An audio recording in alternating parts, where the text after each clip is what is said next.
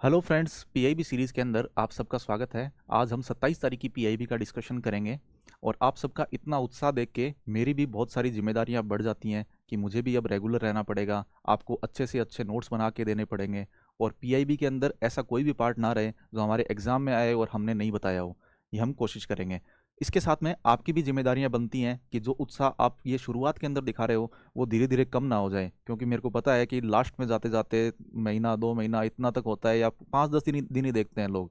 फिर उसके बाद में धीरे धीरे उसको कम कर देते हैं। तो आपकी भी ये जिम्मेदारी है कि आपको भी रेगुलर बना रहना पड़ेगा मेरे साथ में। फिर आपके कुछ सवाल थे जो यूट्यूब पे मैंने कमेंट बॉक्स के अंदर देखे, तो उनको एक कॉमन जो सवाल थे तो उनको मैं एड्रेस कर देता हूँ एक बार। कि पहला आपका सवाल था कि ये सीरीज़ डेली आती है क्या? ये सीरीज़ डेली आती है, सिर्फ और सिर्फ संडे का ऑफ रहता है हमारा, उसके अलावा ये डेली आएगी। फिर उसके बाद में है कि इसकी पीडीएफ कहाँ मिलेगी? इसकी पीडीएफ आपको टेलीग्राम आईडी है, आपको कमेंट सेक्शन के अंदर भी, और आप जब डिटेल के अंदर जाओगे वीडियो की तो उसके अंदर भी आपको पिन की हुई कमेंट बॉक्स के अंदर और वहाँ पे मिल जाएगा, आपको टेलीग्राम आईडी मिल जाएगी। ठीक है, तो आप वहाँ पे जाके आप डेली जो पीडीएफ होती है उसको देख सकते हो। फिर अगला है कि मंथली पीडीएफ वाला सवाल था कुछ बच्चों का कि मंथली पीडीएफ हमारे लिए पॉसिबल नहीं है। आप ऐसा कर सकते हो, आप डेली नोट्स बनाओ और जो मंथली कंपाइलेशन है तो उसको जो पीडीएफ है तो उनको मर्ज आप खुद कर सकते हो। और फिर उसके बाद में अगला सवाल था कि क्लास का टाइम क्या रहेगा? क्लास का टाइम हम कोशिश कर रहे हैं कि जितना जल्दी हो सके उतना जल्दी प्रोवाइड करवाएं, जैसे दोपहर से पहले पहले ही करवा पाएँ। और लगभग ये टाइम रहेगा कि हम 10 बजे क्लास लेंगे। ये मैं कोशिश कर रहा हूँ जितना जल्दी हो सकेगा हम इसको फॉलो करेंगे, क्योंकि अभी तक बहुत ज़्यादा बिजी शेड्यूल चल रहा था। जैसे कल कुछ एक वीडियो आया था तो उसकी पीपीटी वगैरह बनाने के अंदर दिन चला गया, तो इसलिए हम 2 दिन का एक साथ में कवर करेंगे। फिर आपका जैसे सवाल था कि कॉम्प्रिहेंसिव तरीके से हम कवर कर रहे हैं या नहीं कर रहे हैं। हम एक एक चीज़ साथ में कवर कर रहे हैं। जैसे अभी जैसे सैटरडे संडे का है तो 2 दिन का बाकी था पहले, तो उसको कवर करने की कोशिश की। अभी जो आज वीडियो है जो 27 तारीख का है तो वो संडे और मंडे इन दो दो दिनों का होगा, क्योंकि एक दिन के अंदर इतना पॉसिबल नहीं है कि हम आधे घंटे के अंदर उसको कवर कर पाए। और उसके बाद में जैसे ही अब अगला सेशन होगा हमारा 28 तारीख को, तो उसको हम 26 और 27 का कर लेंगे। एक दिन पीछे का चलता है, ये आपको पता होना चाहिए, क्योंकि पीआईबी है रात को 10 से 11 बजे तक अपडेट करते हैं और उसका वीडियो अगले दिन ही आने वाला है, ये तो श्योर है। ठीक है। फिर आपका कुछ पुराने बच्चे हैं तो उनका जो डेली देख रहे थे, पहले 2027 वाले थे जो पहले से डेली देख रहे थे, उनमें से एक का सवाल था कि ये नोट्स लेंदी होते जा रहे थे हैं और समझ में नहीं आ रहा था कि क्या करना चाहिए। तो आपको पता है कि अभी जो यूपीएससी का एग्ज़ाम हुआ है उसके अंदर कितनी डीप के अंदर क्वेश्चन पूछे गए हैं और ये लेंदी होने पड़ेंगे। लेंदी होने के बिना आपको जो सवाल है वो एग्ज़ाम के अंदर नहीं मिलने वाले हैं। तो आप कोशिश करो कि उसको जितना खुद के नोट्स के अंदर शॉर्ट बना सको उतना बनाओ। हालांकि मैं उनको हाईलाइट वगैरह करके कोशिश करता हूँ जितना शॉर्ट हो सकता है, और बाकी इसके अंदर बहुत ज़्यादा चीज़ें होती हैं तो उतना लिखने की आपको ज़रूरत नहीं है। जो जो मेन मेन चीज़ें हैं वो आप लिखो और कम पेजों के अंदर कोशिश करो कि इसको समाहित कर पाओ। चलिए फिर आज का सेशन हम शुरू करते हैं। आज आज पहला आर्टिकल है भगवान बिरसा मुंडा के बारे में। बिरसा मुंडा जी की 150वीं जयंती अभी मनाई जा रही है। तो आपको ये पता होना चाहिए कि प्री और मेंस दोनों के लिए जो भी 50 वर्ष पूरे हो रहे हैं, किसी के 100 वर्ष पूरे हो रहे हैं, 150 वर्ष पूरे हो रहे हैं, तो उसके लिए ये इंपॉर्टेंट होता है कि आपको प्री और मेंस दोनों के अंदर पूछा जा सकता है। तो बिरसा मुंडा जी के बारे में एक्स्ट्रा नॉलेज अपन ले लेते हैं। जैसे इनको धरती आबा कहा जाता था, इनके अनुयायी हैं तो वो गॉड ऑफ द लैंड ऐसे कहते थे इनको, तो धरती आबा। और उसके अलावा ये जो छोटा नागपुर का पठार है तो यहाँ पे इन्होंने जनजातीय अधिकारों के संरक्षण के लिए वहां पे इन्होंने आंदोलन चलाया था और इन्होंने एक बिरसायत संप्रदाय की स्थापना की थी। ठीक है। और जैसे इन बार के लोग हैं तो उनको दीकू कहा जाता था, दीकू आपको याद रखना है। उसके अतिरिक्त एक खूंट कट्टी सिस्टम पहले एक सामूहिक जो लैंड ओनरशिप थी तो उसको खूंट कट्टी कहा जाता था और ब्रिटिश ने उसको खत्म कर दिया था। तो इसके लिए इन्होंने एक आंदोलन चलाया था और बाद में जैसे ये था 1899 और 1900 के समथिंग, इस टाइम पे इन्होंने आंदोलन चलाया था और 1907 के समथिंग जाके और सरकार एक एक्ट लेके आ गई थी, उसके थ्रू इनको अधिकार दे दिए थे बाद में वापस। ठीक है। तो ये चीज़ें आपको याद रखनी है।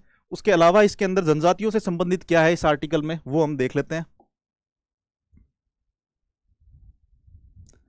जैसे जनजातीय कल्याण के लिए हमने बुनियादी ढांचा इंप्रूव किया है। सरकार क्या क्या कर रही है, ये जीएस पेपर 2 के अंदर इंपॉर्टेंट है कि जैसे सरकार जनजातियों के लिए क्या कर रही है कि 5 गुना उनके लिए जो बजटीय आवंटन था वो बढ़ा दिया है। ठीक है, फिर उसके बाद में जो राजनीतिक प्रतिनिधित्व है, जैसे राष्ट्रपति हैं, ठीक है, हमारे राष्ट्रपति हैं तो वो जनजातीय समुदाय से रिलेट करते हैं।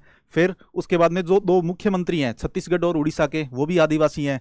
फिर शिक्षा और स्वास्थ्य से संबंधित जैसे एकलव्य मॉडल आवासीय विद्यालय हमने बनाए हैं, 722 इतने बन चुके हैं ये। ठीक है, तो ये जो जनजातीय छात्रावास टाइप में होते हैं ये, तो ये एकलव्य मॉडल आवासीय विद्यालय हो गए। उसके अलावा जैसे 5 लाख रुपए उनको स्वास्थ्य बीमा दिया जाता है। ये गवर्नमेंट इनिशिएटिव है जो जनजातियों के लिए किए जा रहे हैं।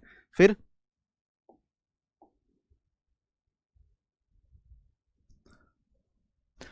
आगे है कि इनको इनके लिए 1 लाख से ज्यादा मास्टर ट्रेनर्स तैयार किए गए हैं जो प्रशासनिक तंत्र के अंदर मजबूती प्रदान करेंगे। उसके अलावा जो भाषाई समावेशिता है उसके लिए, जैसे आपको पता है कि पैसा अधिनियम आया था, तो पैसा अधिनियम कब का है, 1996 का। ठीक है, जैसे जो 9वीं अनुसूची थी पंचायती राज से संबंधित, तो उसको जनजातीय क्षेत्रों के अंदर विस्तार करने के लिए जो 5th शेड्यूल के अंदर 5वीं अनुसूची है, तो उसके अंदर विस्तार करने के लिए ये पैसा एक्ट लेके आए थे। और ये भूरिया समिति थी,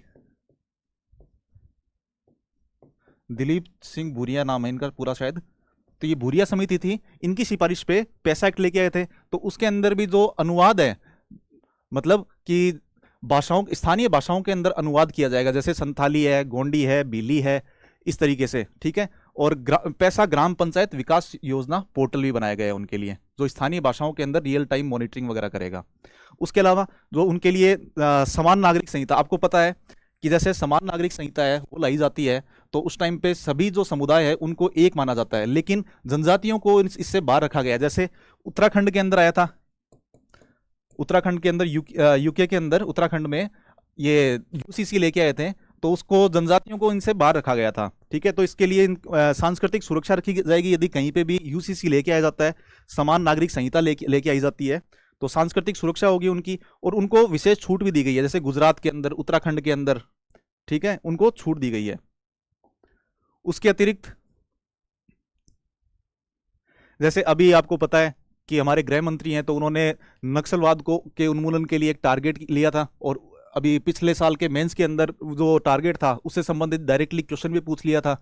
तो ये 5 दशक पुराने जो वामपंथी उग्रवाद है, तो उसको मुक्त करने का दावा कर दिया है। उसके अलावा जो सुरक्षा कैंप हैं, तो उनको अब, जैसे पहले सुरक्षा कैंप थे वो नक्सलवाद को खत्म करने के लिए थे, तो अब उनको नागरिक सुविधा केंद्र के रूप में चेंज कर दिया गया है, और उनका नाम इन पे रखा है, शहीद वीर गुंडाधुर सेवा डेरा जन सुविधा केंद्र नाम रख दिया उनका। जो सुरक्षा बल थे, उनके केंद्र थे, उनको चेंज करके अब नागरिक सुविधा केंद्रों के अंदर चेंज कर दिया गया है।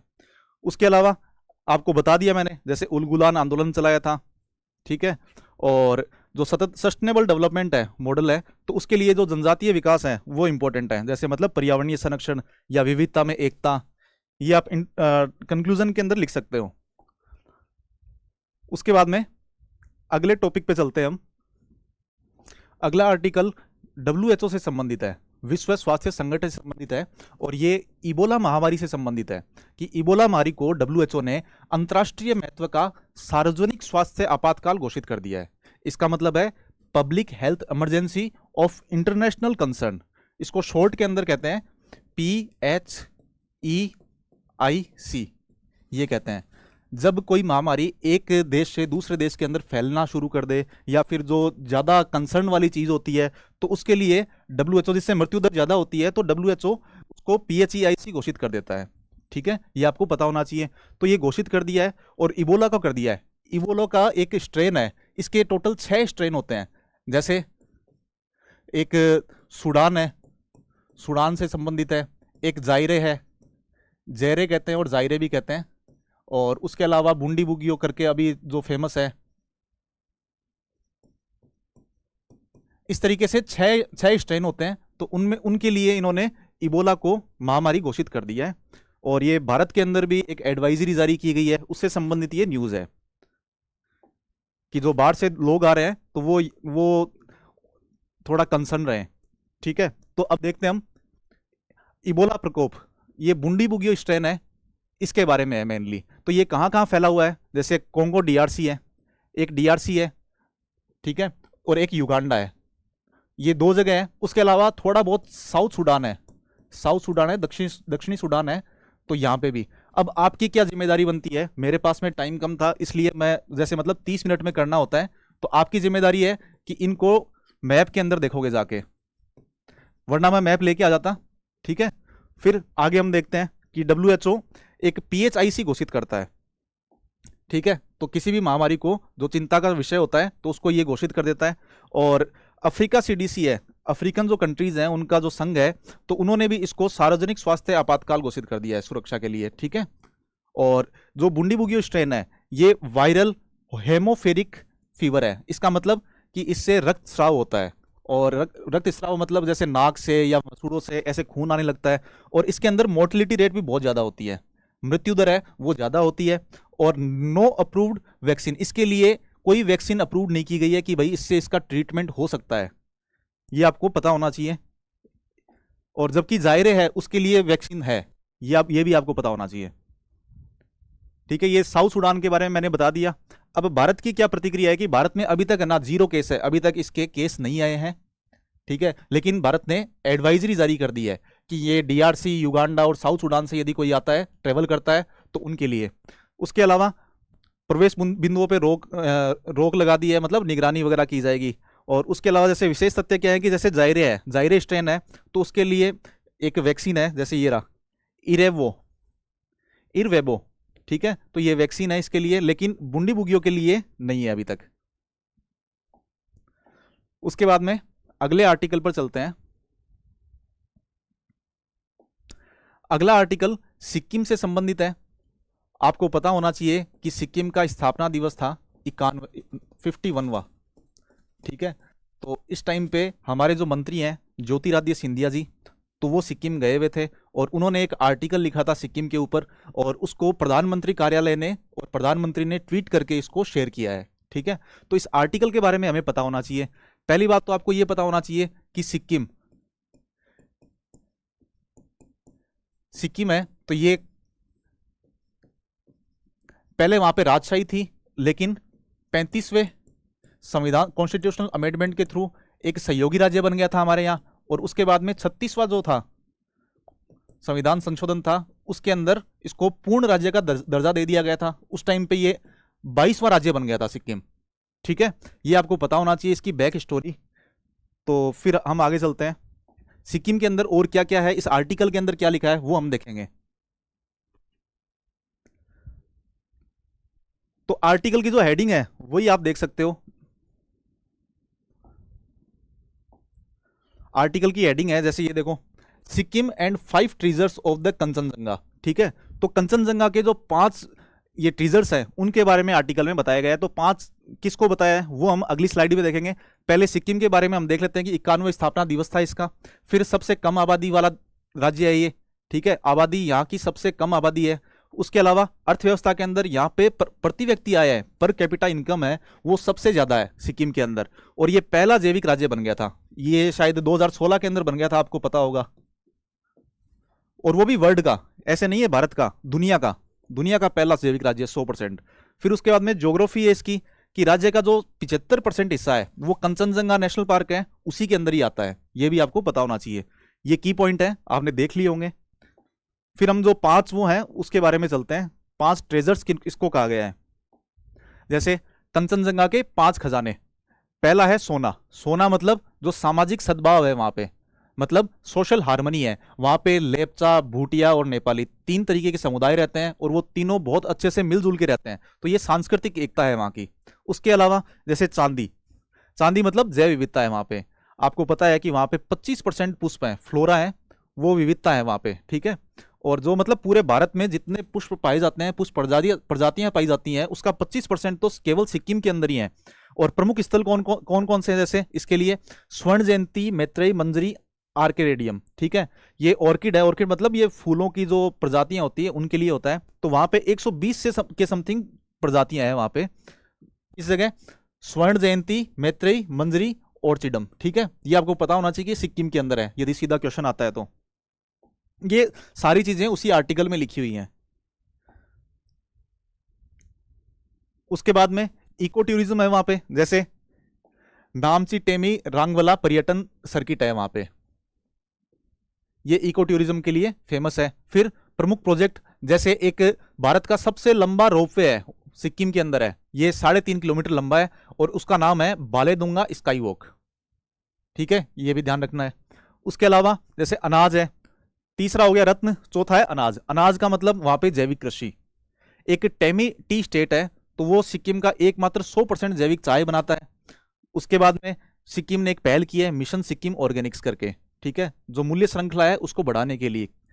उसके अलावा जो पवित्र ग्रंथ है, जैसे मतलब शिक्षा है, ज्ञान है, तो वो भी यहाँ पे ज्यादा है, ये इंपॉर्टेंट नहीं है। जैसे नामची में सिक्किम राज्य विश्वविद्यालय और नए शैक्षणिक संस्थान है, उनके माध्यम से मानव संसाधन विकास किया जा रहा है। तो ये 5 हैं वो ट्रीजर्स बताए हैं उस आर्टिकल के अंदर। ठीक है, सिक्किम के बारे में इतना ही था। हमारा मेंस आंसर राइटिंग प्रोग्राम है 2027 के लिए, वो लॉन्च हो चुका है और 10 जून से इसकी क्लासेस शुरू हो जाएंगी। आपको पता है कि मेंस आंसर राइटिंग के अंदर पिछले साल भी लगभग 3000 के समथिंग बच्चे हमारे साथ में थे, जुड़े हुए थे, और उनके जो फीडबैक हैं वो बहुत ही पॉजिटिव हैं। और आप देखना ऐप के ऊपर जाके स्टडी विद डीजे, वहाँ पे आपको पिछले साल के जो डेमो क्लासेज हैं वो मिल जाएंगी आपको, और आपको उससे पता चलेगा कि मेंटरशिप है वो किस तरीके से करवाई जाती है। डेली क्या होता है, उसमें 5 क्वेश्चन लेके आए जाते हैं जो करंट बेस्ड होते हैं या फिर पीवाईक्यू होते हैं, और उनको लाइव आंसर राइटिंग करवाई जाती है। लाइव आंसर राइटिंग करवा के, और वो जो 5 क्वेश्चन है उसको आपको टाइमर देके, और उसके बाद में आपको लाइव आंसर राइटिंग कराई जाएगी। उन्हीं की आप फोटो लेके, और उसके बाद में एक टेलीग्राम आईडी आपको दी जाएगी धर्मेंद्र सर की, उस टेलीग्राम आईडी पे आप भेजोगे उसको, तो आपको ऑडियो रिव्यू के थ्रू उसके जो आंसर है तो उसको रिव्यू करके दिया जाएगा। ठीक है, तो आप ये स्टडी विद डीजे ऐप है हमारी, वहां पे जाके आप चेक कर सकते हो, और कुछ जानकारी चाहिए तो ये नंबर है 2, तो यहाँ पे आप कॉल कर सकते हो। ठीक है, आगे चलते हैं। अगला टॉपिक है गवर्नमेंट अप्रूव्ड टेस्ट सेंटर, जीटीएसी से संबंधित। आपको पता है अभी मैंने 3-4 दिन पहले, 3-4 क्लास पहले, जो मेट्रोलॉजी है, मतलब है माप विज्ञान,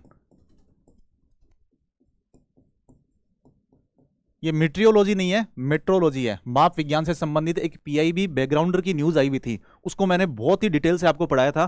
तो उसी से संबंधित न्यूज है ये, कि मेट्रोलॉजी है, माप विज्ञान है, उसके अंदर सरकार कैसे कैसे करती है, और उसकी उसी के अंदर जो अभी हम देख रहे हैं कि सीएनजी, एलएनजी और हाइड्रोजन जो अभी उभरती हुई टेक्नोलॉजी है, नवीकरणीय ऊर्जा के साधन है, तो इनकी जो है इनको शामिल कर लिया गया है इसके अंदर, मेट्रोलॉजी के अंदर।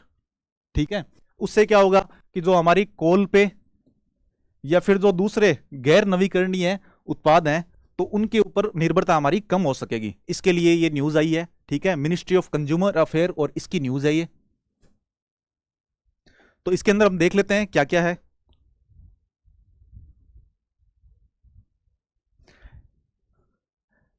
ये विधिक माप विज्ञान जीटीएसी नियम संशोधन 2026 हुआ है अभी। ठीक है, तो इसके अंदर क्या होगा कि जो उपभोक्ता मंत्रालय ने कानूनी मापन अनुमोदन परीक्षण नियम है तो उसके अंदर संशोधन कर दिया है। और अभी क्या है कि जैसे पेट्रोल है, डीजल है, सीएनजी है, एलपीजी है, एलएनजी है और हाइड्रोजन है, तो इनको शामिल कर दिया है इस माप विज्ञान के अंदर। आपको पता है कि आप जैसे पेट्रोल पंप के अंदर जाते हो तो वहां पे आप जाके देखते हो कि आपको 1 लीटर पेट्रोल भरवाना है, तो आपको क्या पता कि वो 1 लीटर पेट्रोल है या नहीं है, तो उसकी जो गारंटी है वो इसी के द्वारा मिलती है। ठीक है, तो जैसे नोजल वगैरह है तो उनकी टेस्टिंग वगैरह करके सरकार ये सुनिश्चित करती है कि आपको 1 लीटर पेट्रोल ही मिले, या फिर एलएनजी वगैरह ये सब भी आपको सही मिले, सही मात्रा में मिले, उसके लिए है। पहले क्या है कि इसके अंदर 18 वस्तुएं शामिल थी, जैसे मतलब कोई साइंस से संबंधित, मतलब बीपी की मशीन हो गई। ठीक है, और उसके अलावा जैसे तराजू हो गया, इस तरीके से काफी सारी चीजें थी, और उसकी लिस्ट मैंने आगे दे रखी है आपको। आपको याद नहीं रखनी है, एक बार पढ़ना है इसको। ठीक है, जैसे पानी का मीटर, ये सब है ना, ये इसी के अंदर आएंगी, ये 18 चीजें। ये आपको लिखना नहीं है, नोट्स में नहीं लिखना है, लेकिन आपको ये एक बार देखना जरूर है। ठीक है, ये आप देख लोगे खुद से, और ये 5 चीजें अभी नई जोड़ी गई हैं इसके अंदर, ये आपको याद रखना है। तो जैसे पेट्रोल और डीजल डिस्पेंसर है, उसके लिए 5,000 रुपये प्रति नोजल अभी सरकार लेगी, शुल्क लगाएगी। 10,000 इनके लिए एलएनजी वगैरह है, तो इनके लिए जो पेट्रोल पंप वाले मालिक हैं तो उनके लिए है ये, ठीक है। और प्रशासनिक विकेंद्रीकरण में क्या है कि जैसे राज्य सरकार है तो इनको भी अपनी स्थानीय जरूरतों के अनुसार इसके नियमों के अंदर संशोधन करने की शक्ति दी गई है, ठीक है। और विशेष शक्तियां भी दी गई हैं किसको, जैसे ये संयुक्त सचिव है या फिर उससे ऊपर के अधिकारी हैं उनको भी दी गई है। तो यही है, आगे चलते हैं हम। तो इससे इस पहल का महत्व क्या होगा कि जैसे स्वच्छ ईंधन है, सीएनजी, हाइड्रोजन, इनको अपनाने के अंदर सहायता मिलेगी, और जो ईंधन की आपूर्ति है वो सही हो रही है या नहीं हो रही, उसकी आपूर्ति सटीक होगी इससे। फिर जैसे जो निजी प्रयोगशाला है उनकी भागीदारी भी बढ़ेगी, जैसे उनको सत्यापन वगैरह है तो वो आसानी से कर पाएंगी, वो निजी लाइब्रेरी है, निजी ये प्रयोगशालाएं हैं। फिर जैसे राज्य के विधिक माप विभाग, राज्य का जो विधिक माप विभाग है अब अपना ध्यान उपकरणों के सत्यापन की बजाय जो निरीक्षण और उपभोक्ता शिकायतें हैं उनको सुलझाने पे केंद्रित कर सकते हैं। एक आपको मैंने जो पीआईबी बैकग्राउंडर की न्यूज़ थी उसके अंदर बताया था मैंने, OMIL, ठीक है, international organisation for legal metrology. तो इसके अंदर क्या है कि भारत 13वां देश बन गया था, ये लगभग 2023 के अंदर बना था, मैंने पहले भी आपको बताया था कि इसका भारत 13वां देश बन गया था। अब क्या होगा कि जैसे दूसरे देश हैं, छोटे देश हैं, जैसे मान लो श्रीलंका है, बांग्लादेश है, वहां पे यदि कोई तराजू बना रहा है या कोई बाट बना रहा है, ऐसे कुछ बना रहा है, तो उसको क्या है कि भारत के अंदर आके और वो सत्यापन कर सकता है, और उससे क्या है विदेशी मुद्रा भी बनेगी, भारत से सत्यापित करवा सकता है। पहले हम क्या है कि हमारे जो तराजू वगैरह थे उनको जांच के लिए बाहर भेजते थे, तो एक वैश्विक मानक था, उसके अनुसार ये है या नहीं है, और उसके बाद में हम इसको सत्यापित करवा के और बाद में यूज में ले सकते थे। अब भारत खुद 13वां देश बन गया है, तो अब वो दूसरों के भी सत्यापन करने के अंदर हेल्प कर सकता है, ठीक है। उसके बाद में बहुत ही इंपॉर्टेंट न्यूज है, जो आईआईपी है हमारा, औद्योगिक उत्पादन सूचकांक है, उसके आधार वर्ष के अंदर चेंज हो गया है। 2011 था पहले, और इसको चेंज करके अब 2022-23 कर दिया है। ये न्यूज़ बहुत ही ज़्यादा इंपॉर्टेंट है, प्री के लिए भी, मेंस के लिए भी, सब जगह, ठीक है। और आपको पता है आईआईपी के अंदर मैंने अभी 2 दिन पहले ही बताया कि जो हमारे कोर इंडस्ट्रीज होती हैं, कोर इंडस्ट्री है तो उसका 40% से ज़्यादा योगदान है, ठीक है, ये मैंने आपको बताया था। तो एक समिति कौन सी बनी है वो इंपॉर्टेंट है, वो सब हम अब इस आर्टिकल के अंदर देखेंगे। ये जीएस पेपर 3 का पार्ट है, और कहाँ पे आएगा वो मैं साथ साथ में, कहाँ मतलब सिलेबस में कहाँ आएगा वो मैं साथ साथ में लिखता हूं नीचे, तो आप नोट्स बनाते टाइम याद रखो कि उसको वहां पे ऐड कर सको। तो देखो पहली बात है कि ये मॉस्पी है, सांख्यिकी और कार्यक्रम कार्यान्वयन मंत्रालय, ministry of static and programme implementation है मॉस्पी, तो उसके द्वारा किया गया है। ये नया आधार वर्ष है, आधार वर्ष 2011-12 से चेंज करके 2022-23 कर दिया गया है। और आपको पता होना चाहिए आधार वर्ष क्या होता है, एक ऐसा ईयर हम चूज करते हैं जिसके अंदर एक शांतिपूर्ण तरीके से था, कोई रिसेशन नहीं था या फिर कोई महामारी नहीं थी, ऐसे को हम चूज करते हैं जिससे हमारी जो आगे की जो हम कैलकुलेशन करते हैं, जो आईआईपी की या किसी भी चीज़ की हम कैलकुलेशन करते हैं जीडीपी वगैरह की, तो उसके अंदर आसानी से हेल्प हो सके और हमें अच्छे डेटा मिल सके, उसके लिए ये ज़्यादा पुराना होता है तब भी दिक्कत करता है, और या फिर कोई रिसेशन या ऐसा हम आधार वर्ष ले लेते हैं तो वो भी दिक्कत करता है, ठीक है। तो आपको पता होना चाहिए 2022-23 के अंदर कर दिया था। और ये डॉक्टर मृदुल के सागर हैं, आईआईटी, ये क्या आईआईएम कोझिकोड है, उसके ये प्रोफेसर हैं, ठीक है। और जो कल मैंने एक आईआईटीएम वाला जो लास्ट था, आईआईटीएम, ठीक है, ठीक है, तो उसमें गलती की थी, ये है Indian institute of tropical metrology, ये पुणे का है, वो था। मेरा मेन उद्देश्य था कि आईआईटी दिल्ली नहीं है, उसमें क्वेश्चन पेपर के अंदर ये था कि आईआईटी दिल्ली है या नहीं है, मेरा मेन मोटिव ये था, मैंने पूरे अंदर उसको देखा नहीं था, इसलिए मुझे लगा कि आईआईटी मुंबई होगा, लेकिन ये आईआईटीएम है, ये मेट्रोलॉजिकल है, ठीक है, और ये पुणे के अंदर है। ये सुधार है उसमें लास्ट वाले उसके अंदर लेक्चर में। फिर आगे है कि लागू होने की तिथि क्या है, ये 1 जून 2026 से लागू हो जाएगा, 1 जून 2026 से ये लागू हो जाएगा। फिर आईआईपी है, उसकी श्रृंखला में मुख्य बदलाव क्या किए गए हैं, जैसे आपको पता होना चाहिए कि इसके दायरे में जो लघु खनिज है, दुर्लभ मृदा है, खनिज है, गैस आपूर्ति, जल आपूर्ति और अपशिष्ट प्रबंधन, इन सबको शामिल किया गया है। किस किस को, जो माइनर मिनरल्स है, रेयर अर्थ मिनरल्स हैं, गैस सप्लाई है, वाटर सप्लाई है, और उसके अलावा वेस्ट मैनेजमेंट है, ये नई चीजें शामिल की गई हैं। जो अब नई सीरीज आएगी उसके अंदर ये चीजें बदलाव की गई है, ये आपको नोट डाउन करना है,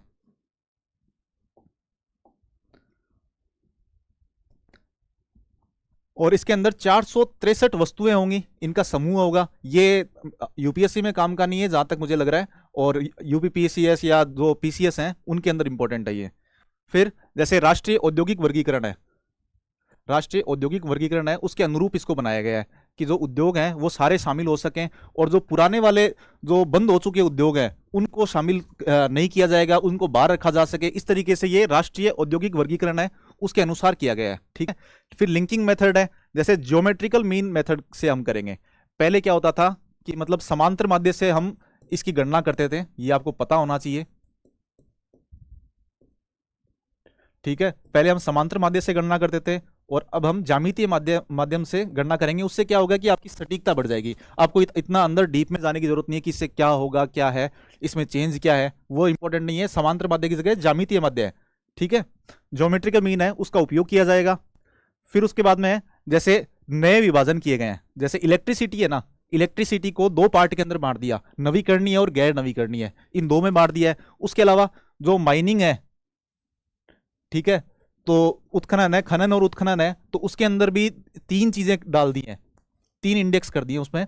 जैसे फ्यूल मिनरल है, मेटलिकल मिनरल है, और उसमें नॉन मेटलिक है। जैसे ईंधन है, ईंधन खनिज हो गए, धात्विक खनिज हो गए जिसके अंदर दुर्लभ मृदा वो सब आ जाएंगे, और अधात्विक खनिज है जिसमें लघु खनिज आ जाएंगे। ठीक है, तो इसको दो पार्ट के अंदर इनको बांट दिया, इलेक्ट्रिसिटी को दो में और खनन और उत्खनन को तीन पार्ट के अंदर बांट दिया है। ये आपको याद रहना चाहिए, ये स्टेटमेंट के अंदर पूछा जा सकता है।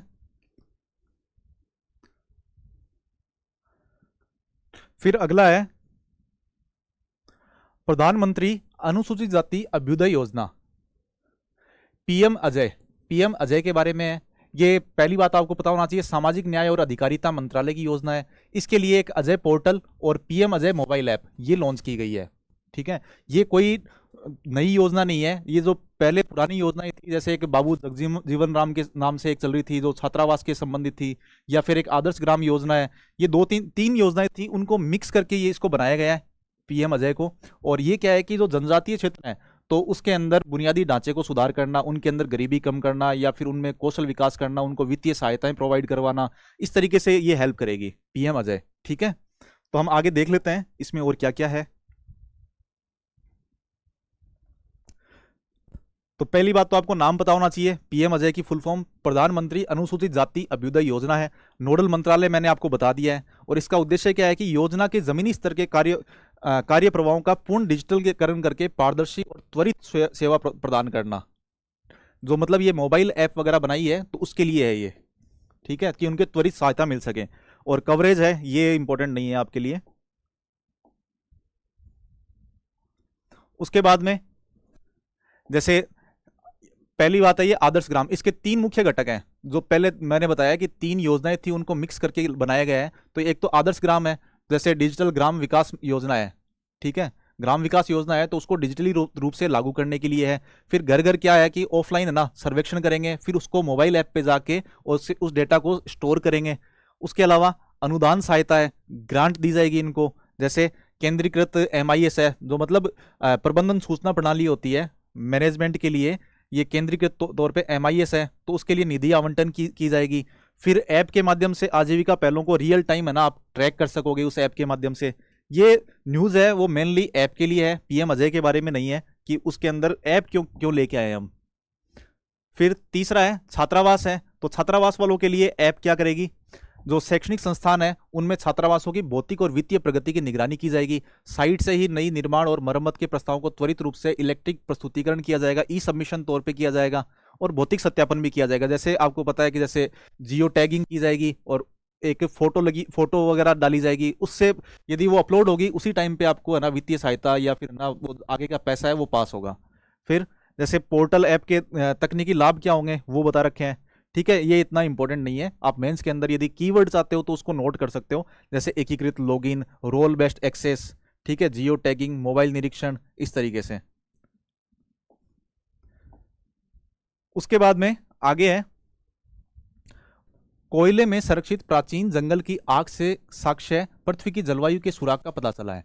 ये साइंस एंड टेक मिनिस्ट्री की न्यूज़ है। और आपको पता होना चाहिए कि साइंस एंड टेक मिनिस्ट्री है, तो उसके अंदर 2-3 दिन के अंदर एक ऐसा न्यूज़ आती है जो भारतीय वैज्ञानिक हैं वो क्या क्या शोध कर रहे हैं उससे संबंधित न्यूज़ है, जो हमारे साइंस टेक में इंपॉर्टेंट है। ठीक है, तो अभी क्या हुआ, जैसे आपको पता है पहले हम भारत है तो वो गोंडवाना लैंड का हिस्सा है, ये आपको पता है।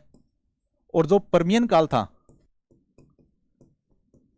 पर्मियन काल था, उस टाइम पे एक मास डिस्ट्रक्शन हुआ था जिसके अंदर कोयला वगैरह बना था। आपको पता है कोयला कैसे बनता है, जैसे जंगल हैं और जंगलों के अंदर आग लगी, आग लग के वो नीचे कोयले के रूप में हो गए, और उसके बाद में जो वो नीचे जाएंगे, नीचे पृथ्वी के अंदर नीचे जाएंगे विवर्तनिक घटनाओं के द्वारा, तो ये नीचे जमा हो जाएगा काफ़ी लंबे समय बाद में। ठीक है, तो इस तरीके से कोयला बनता है। तो ये कोयले का निर्माण है, ये कावेरी गोदावरी नदी है, सॉरी गोदावरी नदी बेसिन है हमारा, तो वहां पे ये शोध कर रहे हैं कि गोदावरी नदी बेसिन है, उसमें पर्मियन काल के अंदर जो ये घटना हुई थी गोंडवाना लैंड के अंदर, तो ना वो घटना है, तो उसके अंदर कितना ज्यादा मास डिस्ट्रक्शन हुआ और आग का जो लेवल था, जो आग है तो वो कितनी ज्यादा थी या कम थी, किस तरीके से हुआ था, तो उससे क्या है कि हमारे जो पृथ्वी की जलवायु है उसके सुराग मिलेंगे पुराने टाइम के।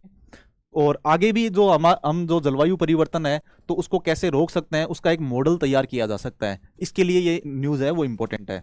ठीक है, तो आगे देखते हैं हम। जैसे ये मैंने बता दिया कि गोदावरी घाटी है, वहां पे कोयला क्षेत्र है, पर्मियन काल के अंदर भीषण आग लगी थी, उसके आणविक साक्ष्य प्राप्त हुए हैं। और जो डीएसटी है, department of science and tech है, और उसी के अंदर बीएसआईपी है, Birbal Sahni institute of palaeosciences है, उसके द्वारा ये शोध किया गया है। और इस आग से क्या होगा, आग ने पृथ्वी की जलवायु, वनस्पति और कोयला निर्माण के जो वातावरण है उसको व्यापक रूप से प्रभावित किया था उस टाइम पे। तो इसमें क्या है कि नई नई टेक्नोलॉजीज यूज ली गई हैं, जैसे मल्टीप्रोक्सी टेक्नोलॉजी है, फिर मल्टीप्रोक्सी हमारे काम की नहीं है इतनी। फिर उसके बाद में पैलियोनोफेसिक विश्लेषण है, जैसे मान लो आपको पता है कि ये चट्टान है और चट्टान के ऊपर एक ये जैविक अवशेष पाए जाते हैं। ठीक है, तो इन जैविक अवशेषों की जो ऊपर रेडिएशन डाली जाएंगी, रेडिएशन डाल के और उनसे अपवर्तित होके और क्या क्या हमें डेटा मिल रहा है, डेटा क्या मिल रहा है उसी को ही मापा जाएगा। और ये रेडिएशन वाला है वो रमन इफेक्ट होता है, आपको पता है रमन स्पेक्ट्रोस्कोपी है। और उसके अलावा FTIR स्पेक्ट्रोस्कोपी है, तो इनसे अलग अलग वेवलेंथ की, वेवलेंथ मतलब तरंग दैर्ध्य होता है, तो उसकी क्षमता की अलग अलग जो किरणें हैं उनको छोड़ा जाएगा और उससे जो हमें डेटा प्राप्त हो रहा है उसी को ही करके और ये विश्लेषण किया जाएगा। फिर इसमें मुख्य निष्कर्ष क्या निकले कि शोधकर्ताओं ने प्राचीन आग से उत्पन्न उच्च तीव्रता के और निम्न तीव्रता के चारकोल के जो कण है उनकी सटीक पहचान की है। ठीक है, और इससे क्या होगा, मेन हमारे काम का यही है कि इससे क्या होगा कि सटीक जलवायु मॉडलिंग की जा सकती है। जो पूरा पर्यावरण है, पैलियो एनवायरमेंट है, उसका पुनर्निर्माण करके दीर्घकालिक जलवायु परिवर्तन, जो लंबे टाइम में हमारा जलवायु परिवर्तन होने वाला है उस पर क्या इंपैक्ट पड़ेगा, उसके लिए मॉडल बनाने के अंदर हेल्प होगी। और जैसे जंगलों में लगने वाली जो आग लगती है जगह जगह, तो वो है, तो या फिर चरम मौसमी घटनाएं हैं, तो उनका पूर्वानुमान पहले से ही लगाया जा सकता है। ठीक है, तो इसके लिए ये आर्टिकल इंपॉर्टेंट था। फिर आगे देखते हैं हम। अगला आर्टिकल, ICMR ने, भारतीय चिकित्सा अनुसंधान परिषद है, तो उन्होंने पेटेंट मित्रा लॉन्च किया है। जैसे आपको पता होना चाहिए कि यदि कोई वैज्ञानिक है तो उसका काम है शोध या इनोवेशन करना, लेकिन मान लो उसने एक वैक्सीन बनाई है और वैक्सीन को उसका उत्पादन है वो तो कोई उद्योगपति है वही करेगा, तो इन दोनों चीज़ों को जोड़ने के लिए, जैसे उसका काम है लैब के अंदर, वैज्ञानिक का काम है लैब के अंदर किसी उत्पाद को बनाना, उसको शोध करना, और उद्योगपति का काम है कि उसको बनाना। तो इन दोनों को साथ में जोड़ के और जो समाज की भलाई के लिए कोई ऐसे पेटेंट हैं वो आरक्षित कर रखे हैं, तो उनको इंडस्ट्री तक फ्री के अंदर कैसे पहुंचाया जाए, इसके लिए पेटेंट मित्रा ये लॉन्च किया गया है। तो हम देख लेते हैं इसके अंदर क्या है। मेडिकल इनोवेशन पेटेंट मित्र है, तो इसमें क्या है कि जैसे ICMR है, उन्होंने दिल्ली में देश का सबसे बड़ा जैव चिकित्सा नवाचार और प्रौद्योगिकी हस्तांतरण टेक्नोलॉजी ट्रांसफर कार्यक्रम आयोजित किया है। ठीक है, तो इसका उद्देश्य क्या है कि जैसे लैब से निकलकर आम लोगों तक पहुंचाना, किसी भी चिकित्सा अनुसंधान को लैब से निकलकर आम लोगों तक पहुंचाने के लिए है। जैसे IP की रक्षा करना, इंटेलेक्चुअल प्रॉपर्टी है, जो आपको पता है ट्रिप्स आता है कई बार। ठीक है, तो ट्रिप्स की रक्षा करना, और कार्यक्रम की मुख्य उपलब्धियां क्या होंगी? जैसे 41 प्रौद्योगिकियां हैं उनको हस्तांतरित उद्योगों को कर दिया गया है। जैसे कोई पेटेंट है तो उनको, जो 41 पेटेंट है उनको उद्योगों को ट्रांसफर कर दिया गया है। अब वो क्या है कि जैसे कोई वैक्सीन बनानी है, ऐसी चीजें हैं, तो उसके अंदर हेल्प कर सकते हैं। जैसे कौन कौन सी बीमारियों की वैक्सीन बनाई है? जैसे टाइफाइड है, पैराटाइफाइड है, जापानी इंसेफ्लाइटिस है, टीबी है और चेचक है, स्मॉल पॉक्स है। तो इनकी तकनीकें शामिल की गई हैं कि वो इन पे वैक्सीन बना सकते हैं। और जैसे केएफडी है, क्यानासुर फॉरेस्ट डिजीज है, ये भारत के अंदर कर्नाटक के अंदर ही एक फॉरेस्ट है, वहां पे कोई कीड़े वगैरह के काटने से होता है ये। और चांदीपुरा वायरस है, ठीक है। तो ये दो वायरस, दो चीजें हैं, तो इनके लिए भी ऐतिहासिक कदम उठाया है। और इसके लिए भी पहली बार जो निष्क्रिय है, निष्क्रिय होता है मतलब सक्रिय है तो उसको नहीं कर सकते, सक्रिय थोड़ी दिक्कत करता है, मतलब हेल्थ इश्यू होते हैं उसकी वजह से, लेकिन निष्क्रिय जो केएफडी और इसके टीके हैं तो उसको कर दिया गया है। निष्क्रिय और सक्रिय आप साइंस एंड टेक के अंदर पढ़ोगे। फिर प्रकाशन, प्रकाशन क्या है? जैसे ये काम का नहीं है हमारे। फिर भारत के लिए इसका महत्व क्या है कि विकसित भारत 2047 के अंदर जो स्वास्थ्य प्रौद्योगिकियां हैं उसमें उनको उपभोक्ताओं तक पहुंचाने के लिए हेल्प करेगा। बस इतना ही है। उसके बाद में दो छोटी छोटी न्यूज हैं, आपको पता होना चाहिए, सिर्फ नोट डाउन ही करना है, ज्यादा देखना नहीं है। आपको पता होना चाहिए कि इम्फाल के अंदर राष्ट्रीय खेल विश्वविद्यालय है, भारत का पहला राष्ट्रीय खेल विश्वविद्यालय है, वो यहाँ पे है। उसके बाद में एक बुक लिखी जा रही है, केंद्रीय मंत्री हैं शिवराज सिंह हैं, उनके द्वारा किताब लिखी जा रही है। ये मतलब पीसीएस के लिए इंपॉर्टेंट है, हमारे लिए नहीं है। फिर भी अभी जो ट्रेंड चेंज हो रहा है उससे मुझे पता नहीं क्या आएगा, लेकिन ये आपको पता होना चाहिए। उस बुक का नाम है अपनापन, जो उनकी और प्रधानमंत्री मोदी हैं तो उनके बारे में है। आपको पता है सरकार से रिलेटेड कुछ भी है तो आजकल पूछ लेते हैं, ठीक है। तो आपको इतना पता होना चाहिए कि अपनापन है, ये शिवराज सिंह की बुक है, ठीक है। माननीय एक मंत्री है हमारे, केंद्रीय मंत्री ने, कृषि मंत्री है ये, तो उनकी बुक है ये, ठीक है। इतना पता होना चाहिए बस आपको। उसके बाद में दो ये क्वेश्चन है हिंदी और इंग्लिश के अंदर, इसको आप सॉल्व करना और कमेंट बॉक्स के अंदर मेरे को आंसर लिख के बताना। एक सिक्किम से संबंधित है दूसरा क्वेश्चन ये, और उसके अलावा दो ये क्वेश्चन है मेंस के लिए, इनको भी आप सॉल्व करके और बताना, ठीक है। एक तो कंचनजंगा से संबंधित है और एक ये इबोला से संबंधित है, ठीक है। आज इसी के साथ में हम सेशन को समाप्त करते हैं, टाइम शायद आज काफ़ी हो गया है, ठीक है। तो कल मिलते हैं, थैंक यू।